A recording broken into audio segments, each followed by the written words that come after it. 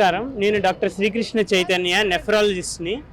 ఈరోజు world kidney day 2026 మార్చి 2 గురువారం నాడు మనం చేసుకుంటాము.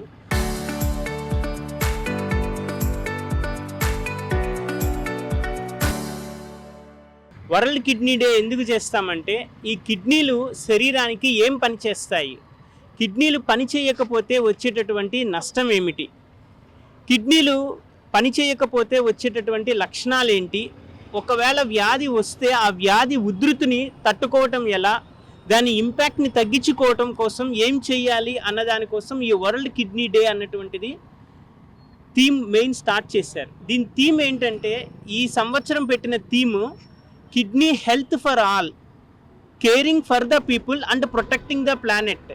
అంటే ఏంటంటే, కిడ్నీ కాపాడుకుంటే దానివల్ల పేషెంట్స్ని, జనాల్ని కాపాడటం మొదలుపెట్టినప్పుడు ఈ మొత్తం ప్రపంచంలో ఉన్నటువంటి జనాలందరూ కూడా ఆరోగ్యంగా ఉంటారనే థీమ్తో దీన్ని స్టార్ట్ చేశారు. కిడ్నీలు శరీరంలో ఉన్నటువంటి రక్తాన్ని సుమారు 150 నుంచి 180 లీటర్ల వరకు ఉన్నటువంటి చెడు పదార్థాలని బయటికి విసర్జిస్తుంది, యూరిన్ రూపంలో బయటికి పంపిస్తుంది. కిడ్నీలు దీంతో పాటు రక్తాన్ని తయారు చేయడంలో ముఖ్యమైన పాత్ర పోషిస్తాయి. విటమిన్ డిని ప్రొడక్షన్ కోసం ఉపయోగపడి ఎముకల పట్టుత్వానికి ఉపయోగపడుతుంది.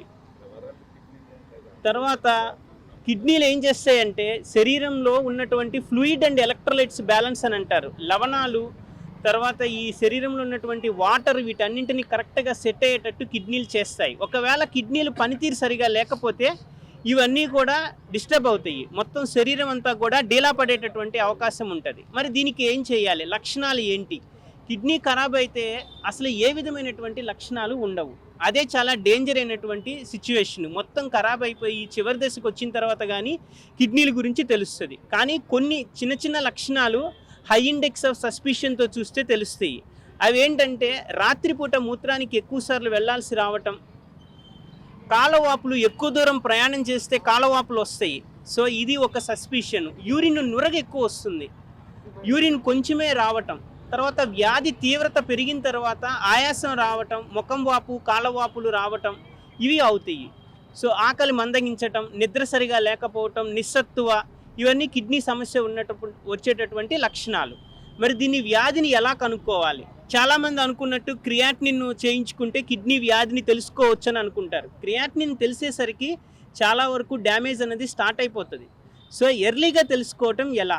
ఎర్లీగా తెలుసుకోవాలంటే యూరిన్లో P/C రేషియో అని చెప్పని ఉంటుంది, అది చేసుకుంటే కిడ్నీలకి ఎఫెక్ట్ అవుతున్నాయా అన్నది ఎర్లీగా తెలుసుకోవచ్చు. పర్టికులర్గా ఎవరికైతే బీపీ, షుగరు, పెయిన్ కిల్లర్స్, జిమ్లో ప్రోటీన్స్, క్రియాటినిన్ ఇవన్నీ వాడతారో వాళ్ళు ఎక్కువ రిస్క్లో ఉంటారు. ఇంకొకటి ఫ్యామిలీ హిస్టరీ ఉన్న వాళ్ళు కూడా.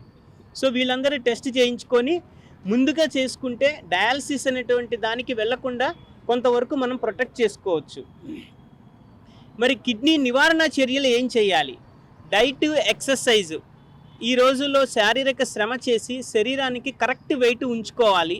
తర్వాత బీపీ, షుగర్ ఉంటే దాన్ని రెగ్యులేటెడ్గా దాన్ని కంట్రోల్లో ఉంచుకోవాలి. బీపీ, షుగర్ వచ్చిన దానికి మనం చేయగలిగేది ఏముంటుంది, దానికి హెల్దీ హ్యాబిట్స్ తీసుకొని ఫ్రూట్స్, వెజిటబుల్స్, తర్వాత నాన్ వెజ్లో పర్టికులర్గా మటన్ అన్నటువంటిది డేంజర్, ఇవి తగ్గించుకోవాలి.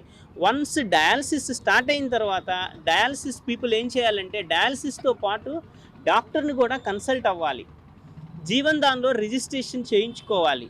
అందరూ కూడా, ఎవరైనా సాధారణ పౌరులు కూడా చేయాల్సిన విషయం ఏంటంటే, అవయవ దానానికి నడుం కట్టాలి అని అంటారు. నడుం బిగించాలంటారు. ఎందుకనంటే అవయవదానం చేస్తే ఈ కిడ్నీలు డెఫిషియన్సీ ఉన్నదాన్ని ఎంతో కొంత సరిచేయచ్చు. జీవన్ దాన్లో రిజిస్ట్రేషన్ డయాలసిస్ పేషెంట్ చేయించుకోవాలి. అవయవదానం అందరూ చేస్తే ఈ ఉన్నటువంటి అవయవాల కొరతని కొంతవరకు నిర్మూలించవచ్చు. ధన్యవాదాలు. చరిత్ర సృష్టించినోడు ఇప్పుడు ఆ చరిత్రని తిరగరాయబోతున్నాడు. అబద్ధాల గోడల్ని బద్దలు కొట్టి నిజాలను రాగా మీ ముందుంచబోతున్నాడు. నిజమైన వార్తల కోసం వెంటనే డౌన్లోడ్ చేసుకోండి రా యాప్ని.